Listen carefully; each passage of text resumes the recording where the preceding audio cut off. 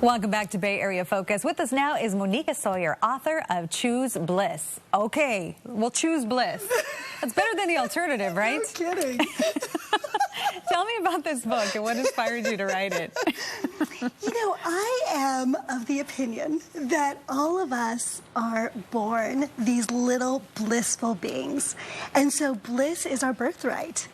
And life teaches us what society expects from us. And somewhere along the way, many of us tend to lose that feeling of bliss. And when I'm talking about bliss, it's that feeling of awe and being fully alive and being fully present and fully living. So I'm not talking about, oh, I'm happy all the time, right? Right. But it's just really that deep sense of joy and awe with the world and fully engaging in life. And I think sometimes we lose sight of that, especially when we're in the grinds. We do. You know, with kids and work and traffic. Right. And, but we have a right to that. You know, we have a right to live our lives with that kind of joy and passion and contentment, right? And there's nobody out there teaching us how to do that.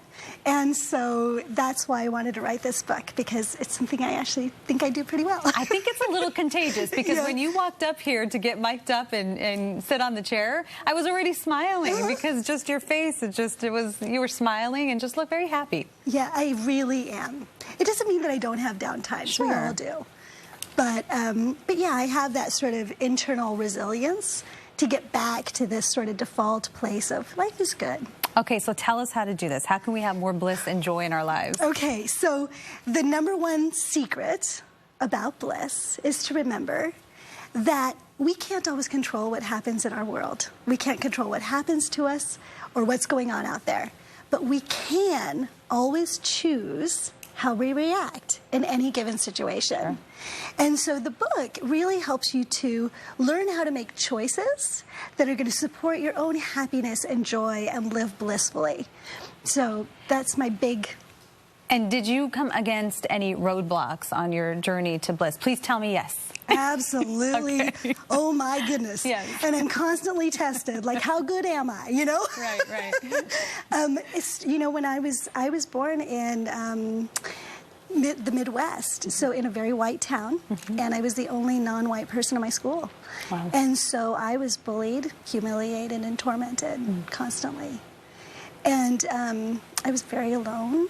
And so as I grew older, what I really wanted was to fit in, to be joyful. I didn't want to be alone, you know. And so I developed my own strategies to build up my own confidence, to put happiness into my life, with or without anybody else. And the magic is that when you've got it, other people want to be around you, right? Yeah. So that's how this whole journey sort of started, was to bring bliss into my own life. I knew there was something better than what was going on with me. Sure. How old were you when you started that journey? 16. 16, that's young to be that self-aware.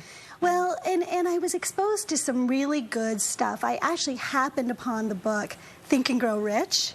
And, you know, 16-year-old girl, money, success seemed like a pretty good idea. And wow, what a great way to get exposed to, oh, there's a different way of living. There's a different way of being alive and thinking and presenting ourselves, you know? Yeah. So. And what are some of those ways? What are some of the things you think that make you that blissful person? First of all, it's my mindset. Like, I really believe deep down inside of me, with every cell of my being, that joy is my birthright. Like, I really believe I should be the happiest person that I can be, because that's the biggest impact that I'm going to have on the world. But obviously there are times where you're just going to get mad at somebody. Let's just say somebody makes you really mad. What do you do? What do I do? I have a little system. It's called stop, drop, and breathe. Okay. And so basically what it is if I'm getting really upset, or I'm like engaged in something, in a thought process I don't want to be in, I stop the thought process, so do an interrupt, drop into my heart, take a few breaths to just relax and be more in that space. And then my actions are going to come more from a place of wisdom and compassion rather than anger and upset or fear or whatever it is. And it seems so nice, too, because it seems when you hold on to that anger and fear, and it's not good for you.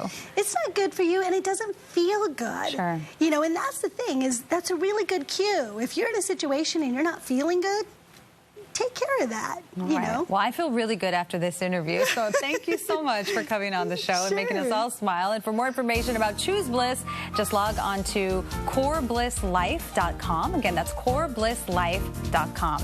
Up next, we have a four-legged special guest. You don't want to miss that.